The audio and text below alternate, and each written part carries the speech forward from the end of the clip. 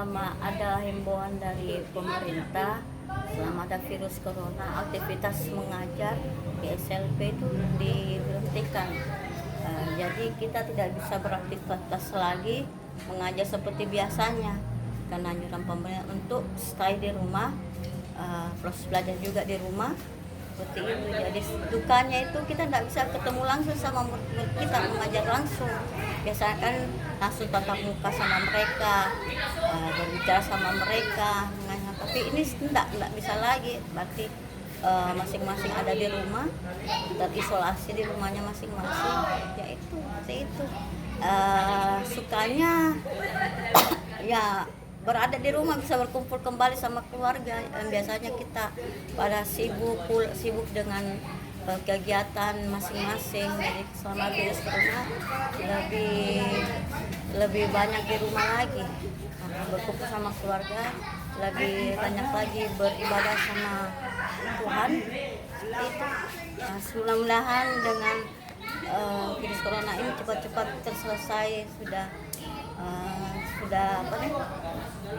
selesai, kita kembali lagi beraktivitas seperti semula, mengajar kembali semula, bisa berkumpul sama anak, bisa belajar bersama lagi sama anak-anak, bisa sama guru-guru lagi seperti biasanya.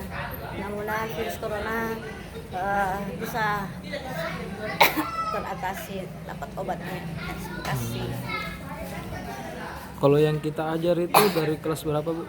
Saya ngajar di kelas 7, 8, 9 SMP, khusus tunarungu. Gitu. Aktivitas sekolahnya ditutup pada saat tanggal berapa itu? Terakhir kami sekolah itu tanggal 16 Maret kemarin. Setelah itu sudah tidak ada lagi aktivitas belajar mengajar di sekolah.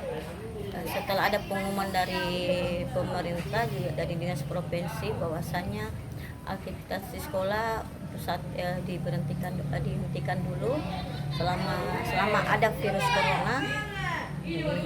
Ya tidak ada lagi aktivitas selama ini. Itu pun ada surat edaran katanya mau masuk tanggal 17 April, itu pun juga masih belum, sudah ada surat edarannya tapi nggak tahu apakah itu masuk atau tidak kembali karena masih virus corona kan belum selesai seperti kemanjangan. Saya juga mengajar anak-anak ini, mereka belajar itu sistemnya anak-anak tunarungu dikasih bikinkan soal, kan sistemnya sekarang sistem online. Tapi anak-anak tunarungu kan susah, anak SLB, SMP luar biasa. Mereka cuma dikasih tulisan, kita foto lewat WA, mereka didampingi orang tuanya, kita kasih soal seperti ini bahasa Indonesia, mereka isi, terus bantu orang tuanya. Dan itu mereka mengirim langsung ke ini gambarnya ke kami gurunya. Jadi proses belajar online-nya lewat via WA saja. Apalagi saya punya tunarungu kan pakai bahasa Bisindo, jadi saya ada gambar mereka, kami bercakap.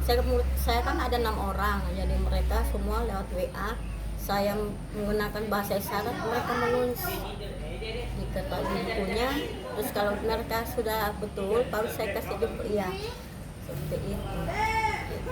Setiap hari seperti itu pun harus dilaporkan kepada kepala sekolah. Ada aktivitas seperti ini, kita mengajar sebagai guru, kasih mereka PR.